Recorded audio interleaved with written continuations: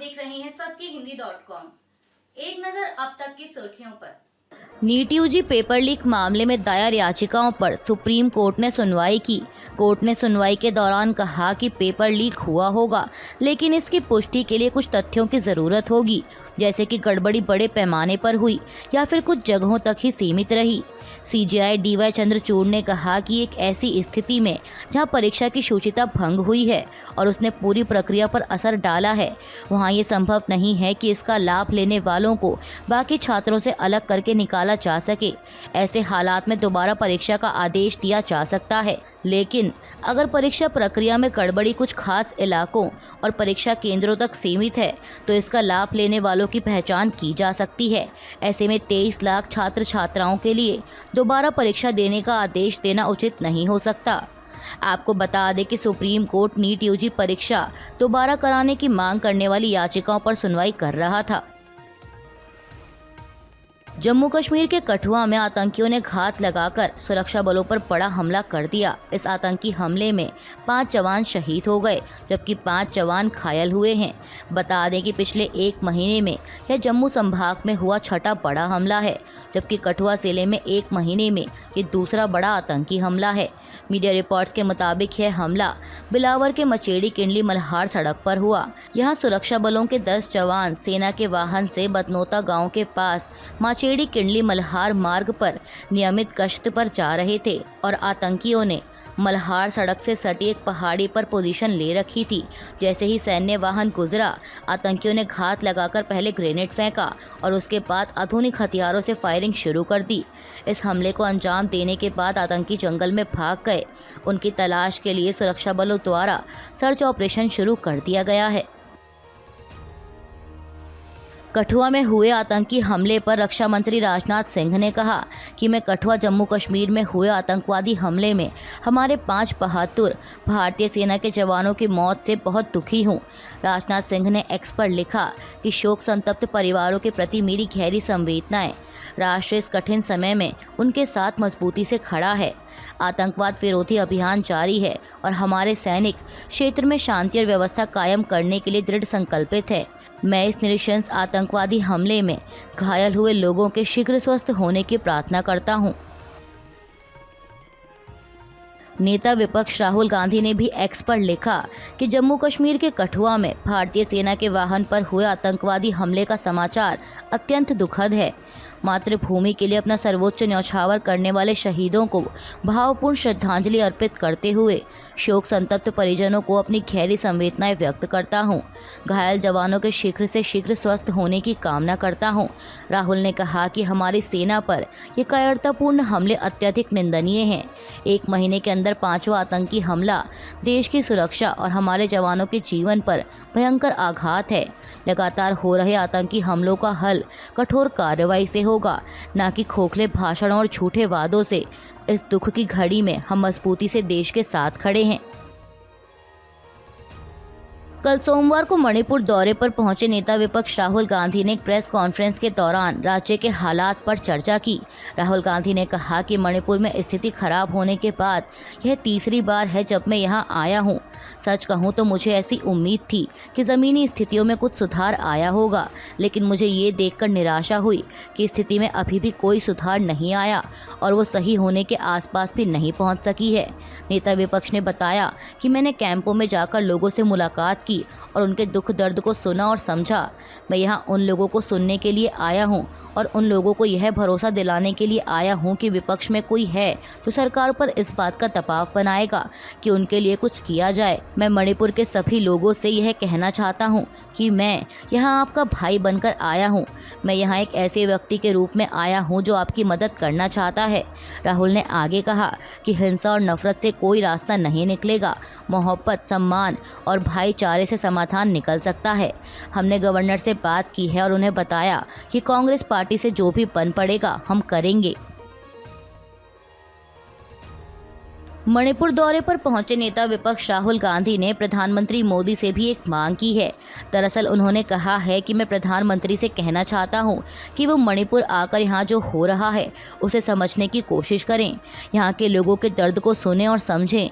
राहुल ने कहा कि पूरा देश चाहता है कि प्रधानमंत्री नरेंद्र मोदी मणिपुर आकर जनता की बात सुने ताकि लोगों को एक भरोसा मिले।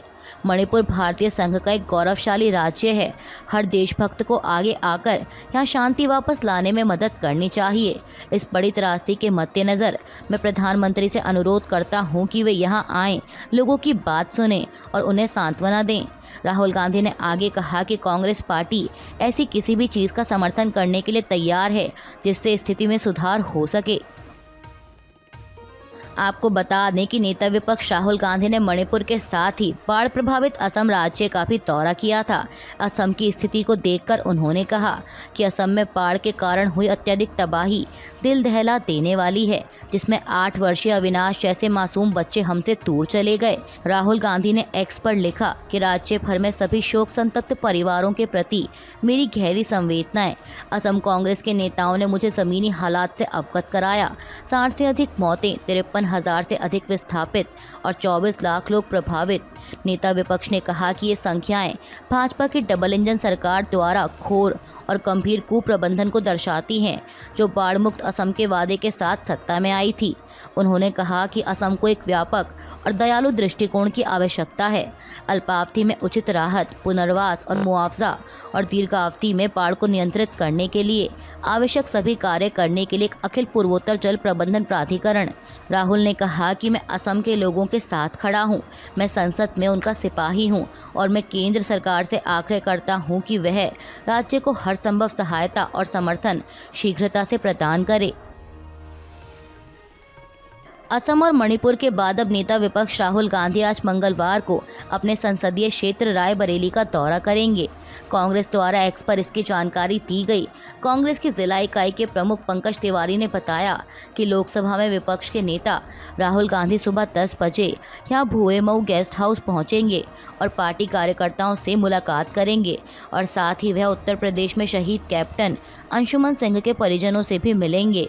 आपको बता दें कि हाल ही में संपन्न हुए लोकसभा चुनाव में राहुल गांधी ने रायबरेली सीट पर 3.90 लाख से अधिक मतों के अंतर से जीत दर्ज की थी। रूस के 2 दिवसीय दौरे पर कल सोमवार को मॉस्को पहुंचे प्रधानमंत्री मोदी ने रूस के राष्ट्रपति व्लादिमीर पुतिन से मुलाकात की।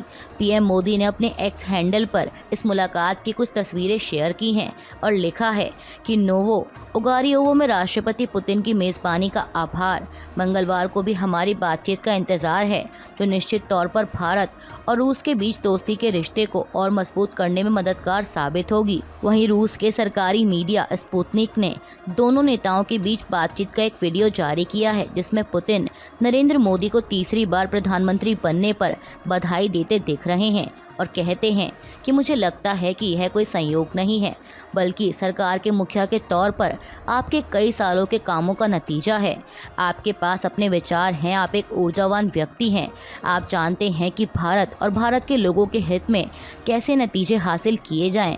आर्थिक मोर्चे पर भारत तीसरी बड़ी अर्थव्यवस्था बनने के प्रति आत्मविश्वास से भरा है और अब यह आबादी के लिहाज से दुनिया का सबसे बड़ा देश है। झारखंड विधानसभा में कल सोमवार को विश्वास मत हासिल करने के बाद मुख्यमंत्री हेमंत सोरेन ने अपनी कैबिनेट का विस्तार किया। हेमंत सोरेन ने कुल 11 सदस्यीय मंत्रिमंडल में 8 पुराने चेहरे और 3 नए मंत्रियों को शामिल किया है। राज्यपाल ने कल सोमवार को ही सभी मंत्रियों को शपथ दिलाई। बता दें कि इन 3 नए मंत्रियों में कांग्रेस कोटे से दीपिका पांडे सिंह को भी शामिल किया गया है। दीपिका पांडे सिंह को कांग्रेस ने लोकसभा चुनाव में गोड्डा सीट से निशिकांत दुबे के खिलाफ टिकट दिया था, लेकिन टिकट की घोषणा के कुछ दिनों बाद कांग्रेस ने प्रत्याशी बदल दिया और वह सीट बीजेपी से हार गई। तभी से दीपिका पांडे सिंह को मंत्री बनाने की चर्चा चल रही थी। दीपिका सिंह गोड्डा जिले की महागामा विधानसभा क्षेत्र की विधायक हैं। इसके अलावा हेमंत सोरेन की कैबिनेट में पूर्व मुख्यमंत्री चंपई सोरेन, डॉक्टर रामेश्वर उरांव, मिथिलेश कुमार ठाकुर, बेबी देवी, हफीजुल हसन, बैजनाथ राम, बन्ना गुप्ता, दीपक बिरुआ, सत्यानंद भोक्ता, इरफान अंसारी को शामिल किया गया है।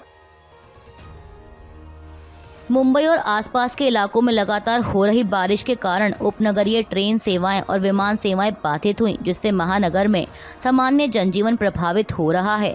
जहां शॉर्ट सर्किट के कारण एक बुजुर्ग महिला की मौत हो गई, तो वहीं लोगों को सोमवार को सड़कों पर पानी भरने और यातायात अव्यवस्था का सामना करना पड़ा। पीटीआई की रिपोर्ट के मुताबिक मुंबई के कुछ इलाकों में सुबह 7 बजे तक केवल 6 घंटों में 300 मिलीमीटर से अधिक बारिश हुई, जिससे सड़कें और निचले इलाके जलमग्न हो गए। शहर में कल सोमवार को पूरे दिन भारी बारिश हुई, जिससे निवासियों की परेशानी और बढ़ गई और स्कूलों को बंद करना पड़ा है और अभी कोई राहत मिलती भी नहीं दिख रही, क्योंकि भारतीय मौसम विज्ञान विभाग ने आज मंगलवार को मुंबई के लिए रेड अलर्ट जारी किया है, जिसमें भारी बारिश की भविष्यवाणी की गई है। लोकसभा अध्यक्ष ओम बिरला ने अपने संसदीय क्षेत्र राजस्थान के कोटा में 132 केवी ग्रिड सब स्टेशन का उद्घाटन किया। इस दौरान उन्होंने कहा कि राज्य में बिजली व्यवस्था में सुधार के लिए लगातार प्रयास किए जा रहे हैं।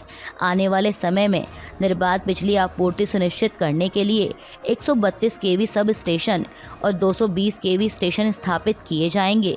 इससे पैसे की भी बचत होगी और पूरे क्षेत्र में बिजली आपूर्ति सुनिश्चित होगी। ओम बिरला ने कहा कि सरकार आने वाले समय में राजस्थान में बिजली आपूर्ति सुनिश्चित करने के लिए प्रयास कर रही है।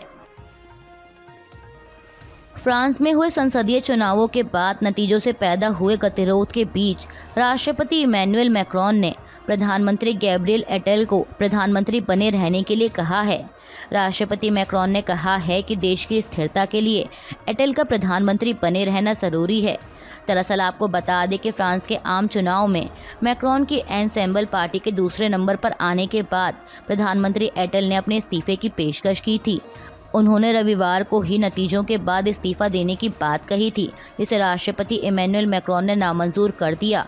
बता दें कि फ्रांस में आम चुनाव के दूसरे दौर में वामपंथी गठबंधन न्यू पॉपुलर फ्रंट को सबसे ज़्यादा सीटें मिली हैं, जबकि पहले दौर में बुरी तरह पिछड़ी मैक्रोन की मध्यम वर्गीय पार्टी ने उम्मीद से बेहतर प्रदर्शन करते हुए दूसरा स्थान हासिल किया। वहीं पहले दौर में सबसे ज़्यादा वोट हासिल करने वाली दूरदक्षिणपंथी नेशनल रैली पार्टी तीसरे नंबर पर रही, लेकिन इनमें से किसी के पास भी बहुमत के आंकड़े नहीं हैं और फ्रांस में त्रिशंकु संसद के हालात बन गए हैं।